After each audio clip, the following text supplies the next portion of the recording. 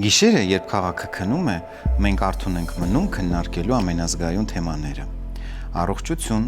հարաբերություններ, սեռական կյանք եւ ընտանիք։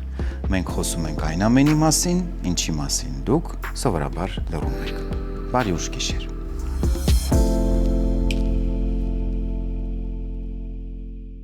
Այսօրվա գիշերային զրույցի առանցքը կանանց առողջությունն ու հատկապես միոմաներն են։ Եվ այս կարևոր թեմայի բոլոր ինչպեսների եւ ինչուների մասին մենք զրուցելու ենք բժշկական գիտությունների թեկնածու, մանկաբարձ գինեկոլոգ, էնդոկրինոլոգ, առողջապահության կազմակերպիչ, առողջություն եւ առողջապահություն հասարակական կազմակերպության նախագահ Լիլիթ Կուջոյանի հետ։ Բարի կեսգիշեր, Տիկին Կուջոյան, ուրախ եմ կրկին ձեզ տեսնել մեր տաղավարում։ Բարև ձեզ, պարոն Շահրամանյան, շնորհակալ եմ հրավերի համար։ Ինչ խոսք, թեման բավականին հետաքրքրություն է առաջացնում եւ հաշվի առնելով այն հանգամանքը, որ պատկերացումները թյուր են, եկեք սկսենք նրանից, թե ինչ է միոման ընդհանրապես եւ հետագայում ինչ բարդություններ այն կարող է առաջացնել, եթե ժամանակին մենք ուշադիր չլինենք։ Այո, թեման շատ կարևոր է, շնորհակալություն, որ այդ թեմային ուշադրություն եք դարձրել, քանի որ վերարտադրողական տարիքի կանանց շատ բարձր տոկոսը տառապում է այս հիվանդությամբ եւ ցավոք սրտի վերջին տարիներին նաեւ ունենք երիտասարդացման միտում։ Ինչ է միոման։ Միոման դա հորմոն կախյալ բարորակ հիվանդություն է, որը որ առաջանում է չգիտենք թե ինչու, այսպես ասեմ, որովհետև պատճառագիտական գործոնները դեռ հայտնի չեն վերջնականապես, կարող ենք ասել, որ նպաստող գործոններից են իհարկե ժառանգական նախատրամադրվածությունը եւ ուրեմն միոման ինքը իրենից ներկայացնում է արգանդի մեծացում, այսպես ասենք, որ ավելի պատկերացնելի լինի, հա, մեզ լսողների համար։ Հիմա մեծանալը կարող է լինել անունից ելնելով, հա, թե մկանային շերտում, այսինքն մենք դրանից ելնելով ունենք միոմայի մի քանի տեսակներ, հա, մասնավորապես, եթե մենք ունենք միոմատոզ հանգույցի տեղակայում արգանդից դուրս, իրեն անվանում ենք սուբսերոզ միոմա, եթե արգանդի պատի մեջ, ապա իրան համարում ենք ինտրամորալ միոմա, այո, եւ եթե դեպի խոռոչ է առաջանում, այսինքն իրան արդեն համարում ենք սուբմուկոզ միոմա։ Կարող են լինել սրանց համադրությունները, այսինքն երկուսը կամ երեքը իրար հետ համակցված։ Ունենք նաև մի փոքր ավելի հազվադեպ հանդիպող պարանոցային, նախապարանոցային եւ այս տեսակներից ելնելով ուրեմն միոմայի կլինիկական նշաններն են կախված նրանից, թե որ տեսակի միոման ունենք։ Տիկին Կուջոյան, այնուամենայնիվ, եթե փորձենք գերիշխող իհարկե տեսակետը ներկայացնենք պատճառներից, գիտեմ, որ տեսությունները շատ են բավականին, գերիշխողը որն է ըստ պատճառների։ Պարոն Շահրամանյան, գերիշխողներից հիմնականում նրանք են, ինչի մասին մասնավորապես ես եւ դուք անընդհատ թմկարում ենք մեր բոլոր թե հանրային, թե ոչ հանրային ելույթներում, մասնավորապես վերաբերելի կնոջ առողջության այն բաղադրիչներին, որոնց որ կանայք պետք է մշտապես հետևեն, հա, կլինի դա բորբոքային հիվանդությունները, հատկապես քրոնիկ դարձած, կլինեն դա աբորտները, տարատեսակ ներգործությունները արգանդի խոռոչում, երբեմն նույնիսկ ներարգանդային պարույրները, կլինեն հորմոնալ խնդիրները, քաշի ավելցուկը, մետաբոլիկ համախտանիշը, ավելին ասեմ, թիրախային խմբում են գտնվում նրանք, ում մոտ սկսվում է վաղ մենարխիա, այսինքն առաջի դաշտանը ավելի շուտ է, քան տարիքակիցների մոտ, կամ ուշ մենարխիա ավելի ուշ է, դրանք էլ են ռիսկային խմբերի մեջ գտնվող կանայք, ինչպես նաև բոլոր այն կանայք, ովքեր ունեն զարկերակային գերճնշում, ունեն շաքարային դիաբետ, այս բոլոր կանայք գտնվում են այն խմբում եւ այն գործոնների ներքո, որոնցով որ պայմանավորված կարող է առաջանալ արգանդի միոման։ Եվ նաև անմասն չեն մնում իհարկե հոգեհուզական գործոնները, որոնք ավելի խորացնում են կամ արագացնում են միոմայի առաջ։ Ցավոք սրտի մեր բոլոր հորմոնալ խնդիրների հիմքում նաև ընկած է դա, թե հոգեհուզական ֆոնը, թե տարած ստրեսները, թե ծանրաբեռնվածությունը, թե ջերմային պրոցեդուրաները, թե մոդայիկ դարձած բազմաթիվ այլ պրոցեդուրաներ, մասնավորապես արևայրուքները, անկառավարելի նույն ասենք շոկեբաղնիքները եւ այլն եւ այսպես բազմաթիվ գործոններ։ Եվ ասեմ, որ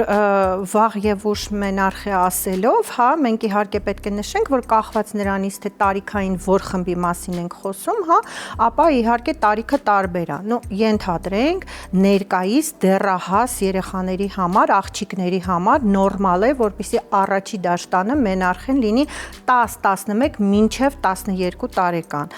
Այս պահին վերարտադրողական տարիքում գտնվող կանանց համար իրենց տարիքային խմբի համար նորմալ էր, որ լիներ 13-14-ը, արդեն կլիմակտերիկ տարիքի համար արդեն 15-16-ը, կախված նրանից, թե որ տարիքային խմբի մասին ենք խոսում ներկա պահին, ըստ այնմ էլ արդեն խոսում ենք վաղ մենարխի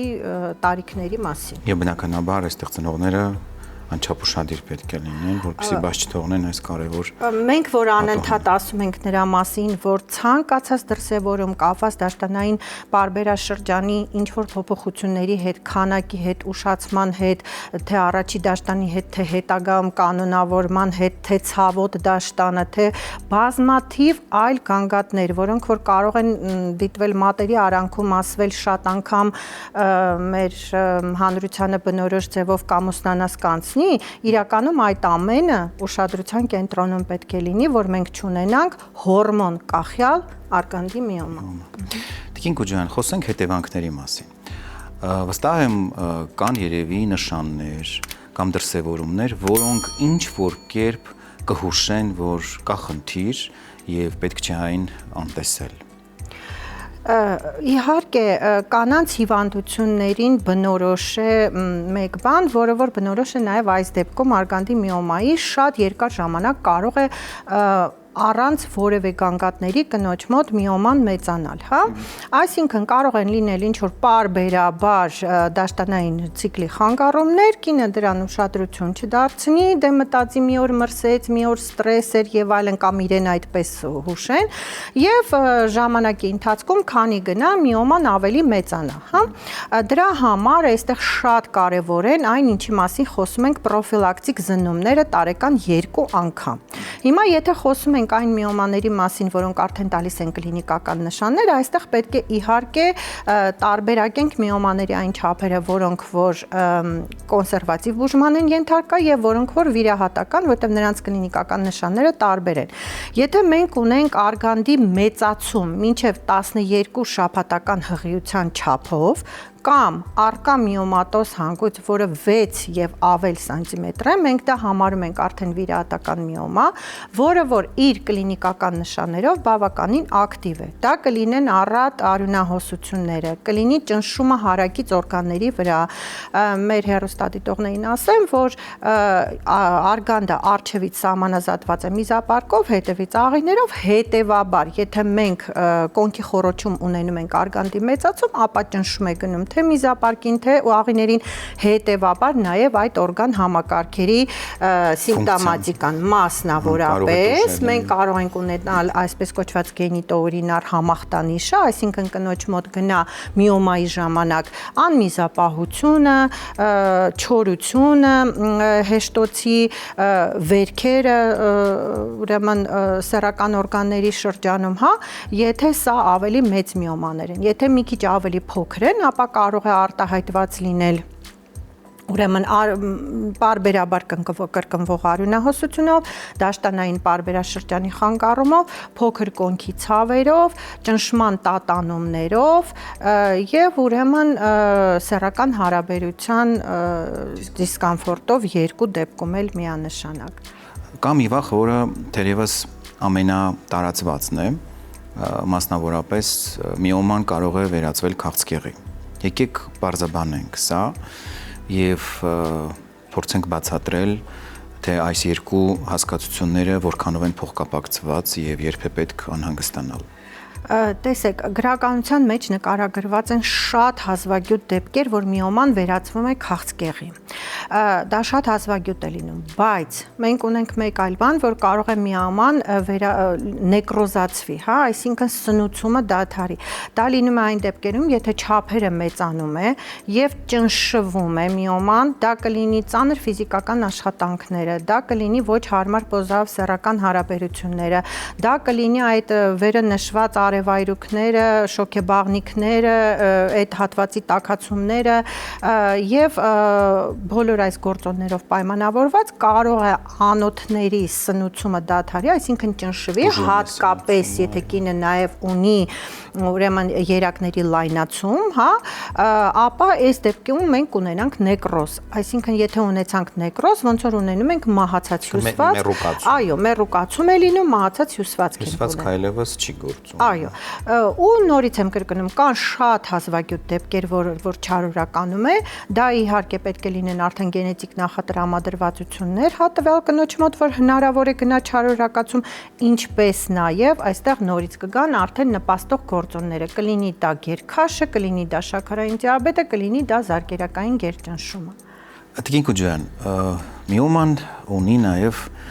բարդություններ եւ դրանցից մեկը նրա ազդեցությունն է սեռական առողջության վրա։ Ինչ բարդություններ են հաճախ նկատվում, ինչպես է տուժում կնոջ սեռական առողջությունը, գուցե նաև վերարտադրողականը, հաճախ նաև իհարկե որպես բարդություն կանայք նշում են ցավը, որով դիմում են եւ ձեզ եւ մեզ։ Եկեք խոսենք այդ մասին։ Շատ լավ, պարոն Շարամանյան, տեսեք, միոմայի ժամանակ մենք ունենք իհարկե էստրոգեն, պրոգեստերոնի մակարդակների տատանում, հա, նո էստրոգենը դա կանացի հիմնական հորմոնն է, որպեսզի ավելի ճիշտ լինի ասելը, եւ այս դեպքում, երբ որ մենք ունենք էստրոգենի բարձրացում, բնականաբար, եթե նաեւ կնոջ մոտ կա գերքաշ կամ մետաբոլիկ համախտանիշ, այսինքն այն որ ասում ենք փորիկի հատվածի ճարփ, հա, որտեղ որ կուտակվում են նաեւ էստրոգենները, որտեղ էստրոգենները սիրում են գնան նստեն այդ փորիկում, հա։ Եվ այստեղ այո, եւ ուրեմն այստեղ ունենում ենք նաեւ էստրոգենների գերքանակ եւ բնականաբար, հա, սա տալիս է կնոջ մոտ այն կողմնակի ազդեցությունը, որ ինքը գեր քանակի դեպքում սկսում է արդեն ճնշվել նաեւ մնացած հորմոններով եւ այստեղ ունենում ենք սեռական ցանկության նվազում։ Բացի դա, կինը ով որ ունի միոմա, ունենալով ցավեր որովայնի ստորին հատվածում, իր համար տհաճ է ցանկացած պոզան սեռական հարաբերության ժամանակ։ Էլ չասած, որ սեռական հարաբերության ժամանակ կարող է լինել ցավ, հենց հարաբերության ժամանակ, եթե միոմատոզ հանգույցը տեղակայված է արգանդի պարանոցի շրջանում կամ պարանոցի կողքերը գտնվող ուրեմն հատվածներում, եւ բացի դրանից էլ կարող է առաջացնել արյունահոսություն, ինչը արդեն ոնց որ վախ է առաջացնում թե կնոջ մոտ, թե իր զուգընկերոջ մոտ։ Այսինքն հենց դրա մասին էի ուզում նաև հարցնել, որ շատ դեպքերում այցելուներն են նշում տղամարդիկ, որ խուսափում են նման դեպքերում հարաբերություններից, որովհետև նկատել են արյունահոսություն եւ բնականաբար նման դեպքերում ես միշտ պարտադիր պնդում եմ, որ կինը հետազոտվի եւ որպես կանոն պարզվում է, որ կնոջ մոտ արկա է միոմա։ Այո, իրավացի եք իհարկե, ցավոք սրտի, որ դուք ուղղորդում եք կամ ձեր պես լավ մասնագետները միանշանակ այդ դեպքում կանայք դիմում են եւ տեսնում են, որ իրենք ունեն արգանդի միոմա, իսկ այնինչ կարելի է ժամանակին կանխել թե միոմատոզ հանգույցի մեծացումը, թե ընդհանուր կնոջ ապրելակերպի բարելավում ապահովել եւ դրա հետևանքով էլ սեռական զուգընկերոջ, հա, միանշանակ, եթե սեռական հարաբերության ժամանակ լինում է արյունային արտադրություն կամ տհաճ ցավ, ապա այստեղ պետք է աշխատել գինեկոլոգի հետ, հասկանալ արյունային արտադրության պատճառը, եթե հնարավոր է շտկել վիրահատորեն, ուրեմն շտկել վիրահատորեն, եթե հնարավոր է շտկել կոնսերվատիվ մեթոդներով, ապա շտկել եւ համապատասխանաբար ձեր հետ համատեղ արդեն որոշել նաեւ թե տվյալ զույգի համար սեռական ակտի որ պոզան է ավելի ճիշտ, որը ավելի հարմար, բայց չխուսափել սեռական հարաբերությունից միանշանակ։ Իդեպ պետք է նշեմ, որ այս պարագայում շատ տղամարդիկ սկսում են խուսափել սեռական հարաբերություններից, որովհետև արյան տեսարանը եւ դրան ուղեկցող արդեն սեռական հարաբերություններից հրաժարվելը տղամարդու մոտ սկսում են առաջացնել սեռական խնդիրներ։ Նախ տուժում է պոտենցիան, հետո սկսում է նվազել արդեն սեռական ցանկությունը եւ առաջանում է արատավոր օղակ, որի պարագայում տղամարդը արդեն սկսում է հետագայում հրաժարվել սեռական հարաբերություններից։ Սակայն խնդիրը լուծելի է, խոճապի մատնվել պետք չէ եւ այս հարցում կարող է օգտակար լինել մեր հաղորդման գործընկեր Bonfarm ընկերության մեգապոտենցին լոնգ բուսական հավելումը։ Մեգապոտենցին լոնգը հարուստ է վիտամիններով եւ միներալներով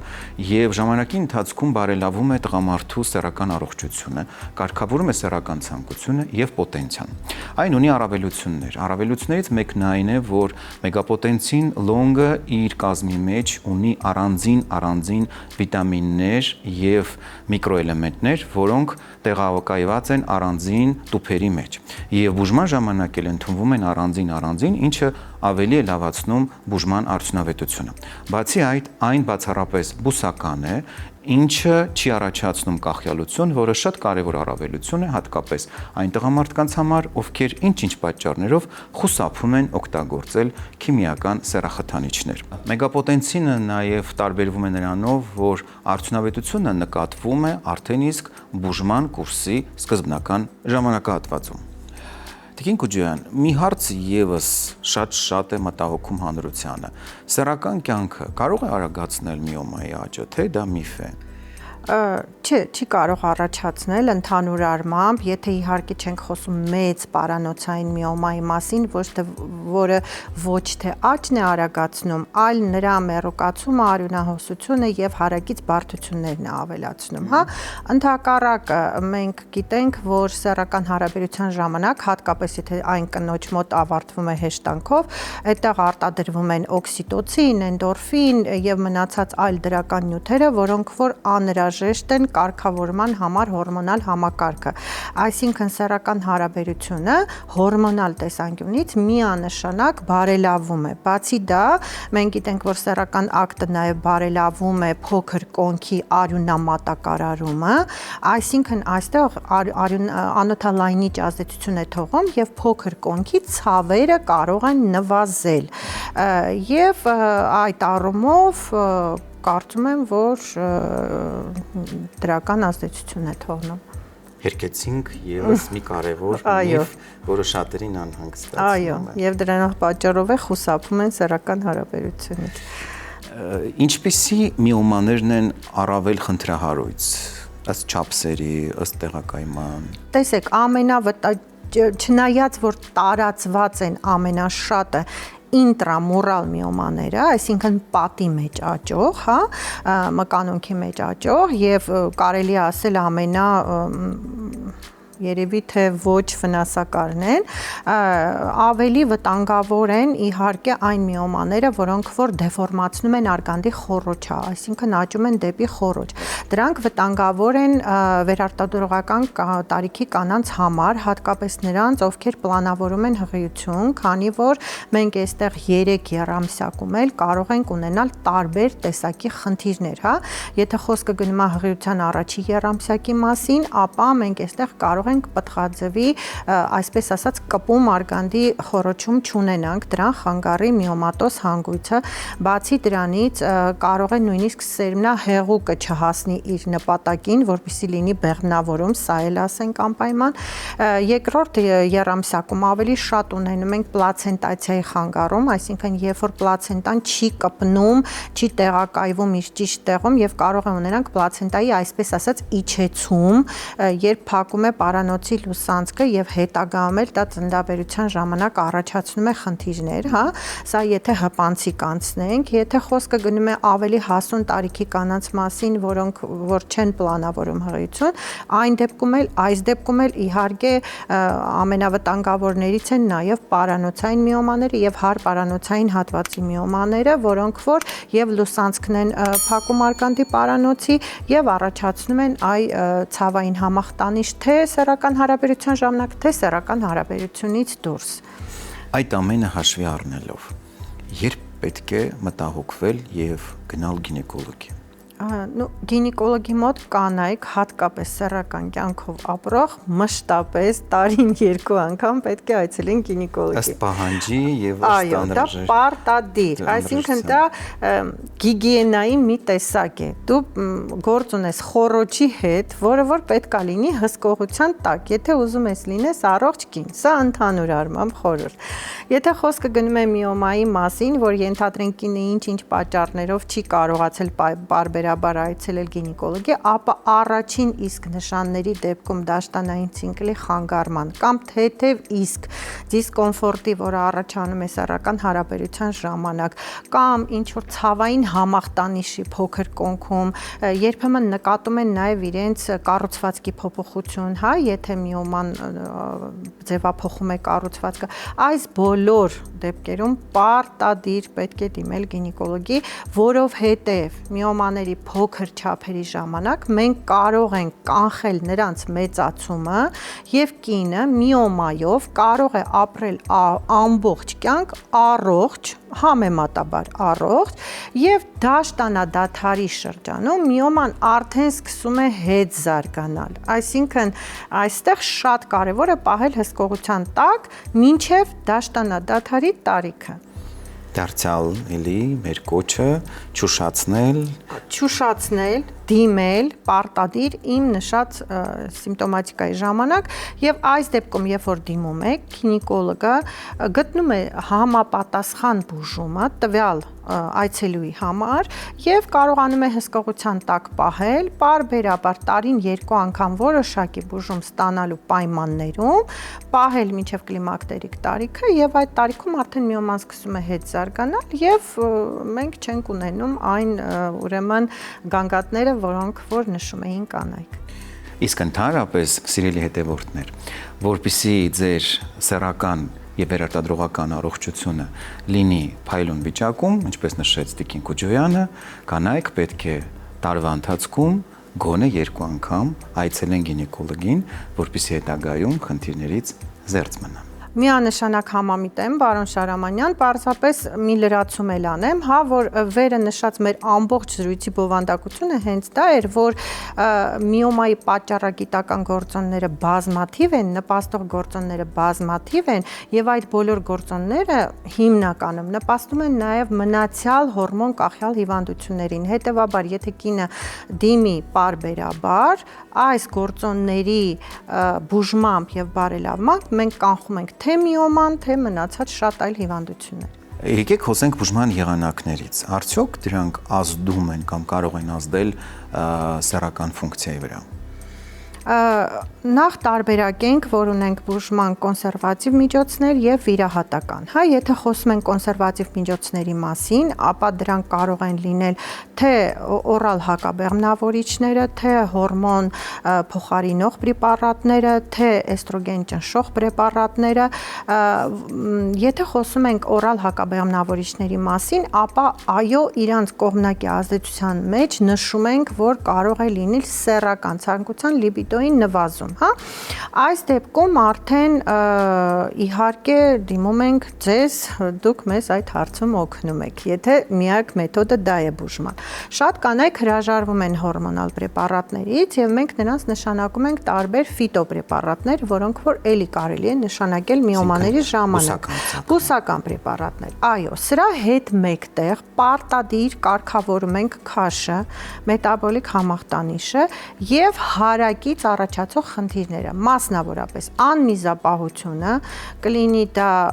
պրեպարատներով, թե կլինի տարատեսակ տեղային միջամտություններով։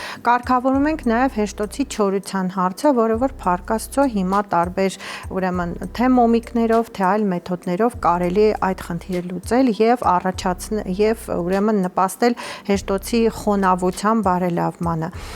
Խորհուրդ ենք տալիս սեռական հարաբերության ժամանակ օգտագործել տարբեր լուբրիկանտներ, դե երևի դուք ինձ հետ կհամաձայնվեք, որ այս պարագայում ջրայինը ավելի ճիշտ են, ճիշտ է իրանք կարճ են ազդում, բայց ավելի անվնաս են, ասենք տարբեր գույներ, համեր Այո, ունեցողները։ այսպես կոչված յուղայինները իրենք քայքայում են ուրեմն պահպանակը, նաև հեշտոցի լորձաթաղանթը, ու եթե մենք գործ ունենք վերարտադրողական տարիքի կնոջ հետ, ապա միանշանակ այստեղ կարող ենք ունենալ նաև պահպանակի քայքայման արդյունքում անցանկալի հղիություն, ենթադրենք, եթե հղիությունը չի պլանավորվում, առավել եւս դեֆորմացված արգանդի խոռոչով հեչ ցանկալի չի անել կրկին ուրեմն միջամտություն եւ արհեստական ընդհատում հղիության, որի մասին շատերը նույնիսկ գաղափար նույնիսկ չունեն եւ այստեղ անպայման ուզում եմ որ մենք ընդգծենք, որ լյուբրիկանտի ընտրությունը չափազանց կարեւոր է եւ դրանով կարող է հետագայում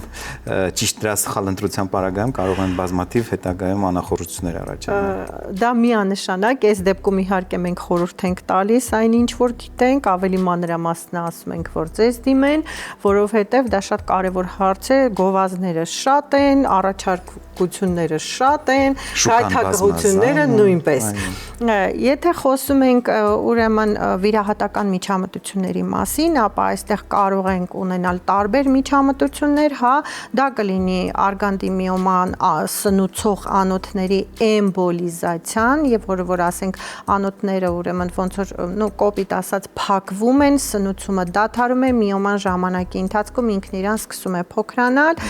դա մի դեպքում, երբ որ դրա ցուցումը կա, ունենք դեպքեր, որոնց որ մեծ արգանդի միոմաները սրանով իհարկե չեն բուժվի, այստեղ կատարվում են թե լապարասկոպիկ, թե լապարատոմիկ միջամտություններ, այսինքն միոմաների հեռացում, այնուամենայնիվ որն էլ լինի վիրահատական միջամտություններից,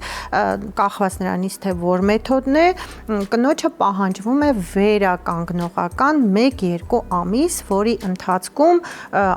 ցուցված չէ սեռական հարաբերությունը եւ այս ժամանակ զույգերին խորհուրդ ենք տալիս այլ ձևերով իրար նկատմամբ ավելի ուշադիր լինեն, ավելի հոգատար, որպեսզի երկուսով փոխարինող տարբեր կնոջ այդ բարդ շրջանը իրար հետ միասին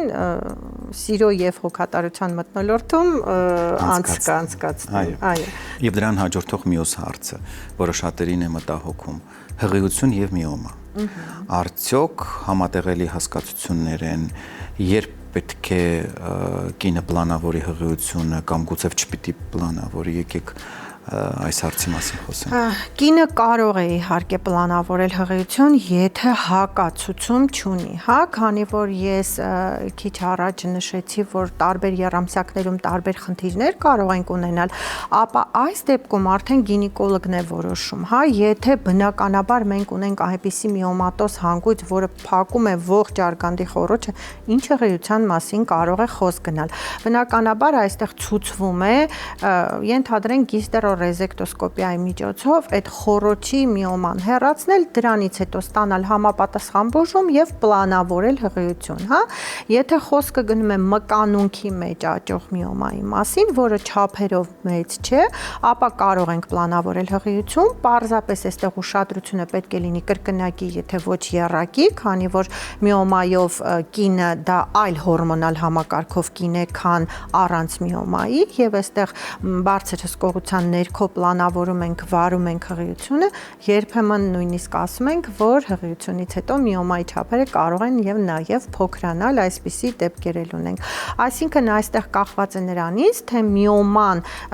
ծանր կլինիկական դրսևորումներ ունի թե չունի, եթե ունի, ապա չենք պլանավորում հղիություն, եւ արգանդի խոռոչի դեֆորմացիա ունենք թե չունենք, արգանդի պարանոցում ունենք թե չունենք, որտեղ մենք պետք է նաեւ հաշվի առնենք, որ հետագայում ծննդաբերություն պետք է լինի, թե կեսարյան հատում պետք է լինի։ Սա էլ կախված նրանից, թե որ տեսակի միոմայով ենք պլանավորում հղիությունը, ըստ այնմ էլ արդեն որոշվում է ծննդալուծման մեխանիզմը։ Այսինքն այստեղ անչափ կարևոր է իհարկե բուժող բժշկի կարծիքը, որին պետք է անպայման ականջալուր լինեն, որպեսզի բարդություններ չառաջանան, հղիությունը լինի առողջ, նախ գրանցվի հղիությունը եւ լինի առողջ առանց բարդությունների։ Դա միանշանակ եւ այստեղ նորից եմ կրկնում, որ կնոջ ցանկացած խնդիր դա զույգային խնդիր է։ Ես գիտեմ, որ դուք եք դրան մեծ ուշադրություն դարձնում, այսինքն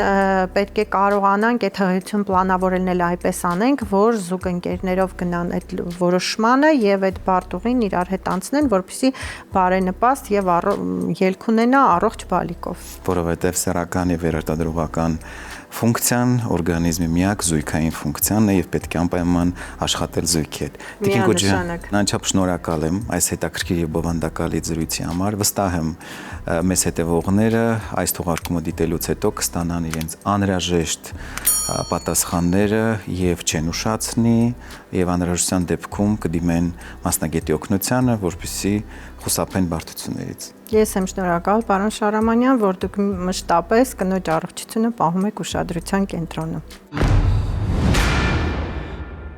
Ինչպես միշտ սեռական այբուբեն խորագրի ներքո ես պատասխանում եմ բոլոր այն հարցերին, որոնք դուք ուղարկում եք մեզ։ Շնորհակալություն մեզ վստահելու եւ հարցեր ուղարկելու համար։ Մեզ համար անչափ կարեւոր է ձեր վստահությունը։ Իսկ այժմ ընթերցեմ հարցը։ Ինձ մոտ թուլություն է նկատվում, երբեմն նաեւ շուտ եմ հանգստանում։ Ինչ խորհուրդ կտաք։ Ինչպես եւ նշել ենք մեր նախորդ թողարկումների ժամանակ, սա բավականին տարածված խնդիր է եւ նման դեպքերում առաջին հերթին պետք է ողջել պատճառը կամ պատճառները։ Պատճառները տարբեր են, օրինակ սեռավարակներ, բորբոքային պրոցեսներ, որևէ հիվանդության բարդություն, ինչու՞ չէ նաև կարող են հոգեբանական գործոնները տեղ գտնել, տագնապ, լարվածություն, դեպրեսիա։ Բժիշկը մանրակրկիտ անամնեզ հավաքելուց հետո պետք է նշանակի հետազոտություններ եւ նոր դրանից հետո արդեն վերջնական հետազոտական փուլը ավարտելուց հետո ունենա ախտորոշում։ Դրանից հետո արդեն սկսվում է բուժման գործընթացը։ Սովորաբար բուժումը համալիր է, այսինքն եւ դեղորայքային է, եւ հոգեթերապևտիկ, իսկ անհրաժեշտության դեպքում նաեւ ֆիզիոթերապևտիկ։ Շատ կարեւոր է հատկապես նշել, որ վերջնական ախտորոշումը դնելուց առաջ պացիենտը պետք է մանրակրկիտ հետազոտվի։ Անչափ կարեւոր է, որպեսզի հետազոտական փուլը լինի մանրակրկիտ, քանի որ սեռական խանգարումները կարող են արտահայտվել տարբեր ձևերով։ Իհարկե գանգատը կարող է վերջնականապես լինել նույնը, բայց ժամանակի ընթացքում ունենա սեռական տարբեր դրսևորումներ։ Օրինակ, սկզբնական շրջանում կարող է պացիենտը չնշել կամ չնկատել, որ ունի ակտի տևողության հետ կապված խնդիր, բայց նկատի, որ ունի պոտենցիայի հետ կապված խնդիր կամ հակառակը։ Հետևաբար, որպեսզի պատկերը ամբողջական լինի եւ հնարավոր լինի ստանալ վերջնական ախտորոշում, շատ կարեւոր է հետազոտվել։ Երբեք չզբաղվել ինքնաբուժմամբ, չփորձել առանց հետազոտվելու ընդունել այս կամ այն տեսակի սեռախոթանիշներ, որովհետեւ դրանք կարող են միմիայն ավելի բարդացնել վիճակը։ Իսկ հետազոտվելու համար իհարկե անհրաժեշտ է հասկանալ, որ սեռական խանգարումները սովորաբար ժամանակի ընթացքում բարդանալու միտում ունեն եւ շատ կարեւոր է առավելապես այս դեպքում, երբ կա եւ վաղաժամ սերմաշետկմանի պոտենցիա հետ կապված խնդիր, հետազոտվել ամբողջական։ Հետազոտական փուլը ավարտելուց հետո բժիշկը կարող է արդեն նշանակել ախտորոշում եւ անցնել բուժման։ Բուժման ժամանակ կիրառվում են ինչպես դեղորայքային, այնպես եւ հոգեթերապևտիկ, ինչու՞ չէ նաեւ ֆիզիոթերապևտիկ մեթոդները։ Եվ միայն այդ եռակոմպոնենտ բուժման ժամանակ հնարավոր է հասնել արդյունքի։ Դեղամիջոցներից սովորաբար նշանակվում են տարբեր տեսակի վիտամիններ, միներալներ, խթանիչներ։ Իհարկե բժիշկը ինքն է ընտրում, թե ինչպիսի դոզավորմամբ եւ տևողությամբ պետք է պացիենտը ստանա բուժման կուրսը։ Անպայման բուժմանը միանում է նաև կինը կամ զուգընկերուհին, որովհետև սեռական խանգարումները որպես կանոն զույգային խանգարումներ են եւ զույգի հետ պետք է տանել համապատասխան աշխատանք։ Սեռական ակտի տևողությունը վերականգնելու համար նույնպես իհարկե նշանակվում են համապատասխան դեղամիջոցներ, որոնք սկսում են ցուցաբերել իրենց օգտավետությունը միայն այն դեպքում, եթե տղամարդը վարում է ռեգուլար ակտիվ սեռական կյանք։ Տղամարդու սեռական առողջությունը վերականգնելու հարցում օգնության կարող է հասնել Հայսամ ընկերության տադաֆորտ եւ դապոքսեցին դեղամիջոցները։ Տադաֆորտը նախատեսված է պոտենցիան բուժելու համար, իսկ դապոքսեցինը ակտիվ տևողությունը երկարաձգելու համար։ Տադաֆորտ դեղամիջոցը ունի երկու դոզավորում՝ 5 եւ 20։ 5-ը նախատեսված է ամենօրյա օգտագործման համար, իսկ 20-ը պլանավորված սեռական հարաբերությունից առաջ։ Դեղամիջոցը ունի բարձր արդյունավետություն, դա նշում են պացիենտները բուժման հետ սկզբնական ժամանակահատվածում եւ ի տարբերություն նախորդ սերնդի խթանիչների, ազդեցությունը տադաֆորտի զգալիորեն ավելի երկար է, պահպանվում է մոտավորապես մինչև 36 ժամ։ Դապոքսեցին դեղամիջոցը նախատեսված է, ինչպես արդեն նշեցի, վաղաժամ սերմնաժայթքման բուժման համար եւ ունի նույնպես երկու դոզավորում՝ 30 եւ 60։ Դոզավորումը ընտրում է բժիշկը ելնելով խնդրի վաղեմությունից եւ խորությունից։ Երկու դեղամիջոցների միաժամանակյա օգտագործման դեպքում կարճ ժամանակահատվածում հնարավոր է ամբողջապես վերականգնել տղամարդու սեռական ֆունկցիան։ Ուշադրություն, դեղամիջոցները ունեն հակացություններ, որոնց մասին բուժող բժիշկը պետք է տեղեկացնի պացիենտին։ Իսկ այսօրվա համար այսքանը։ Չմոռանաք բաժանորդագրվել մեր YouTube-յան ալիքին եւ հետեւել մեր սոցիալական էջերին։ Եղեք առողջ եւ երջանիկ եւ չմոռանաք, սեռական առողջությունը շատ կարեւոր է, որովհետեւ դրանից է կախված կյանքի որակը։ Մնացեք խաղաղությամբ։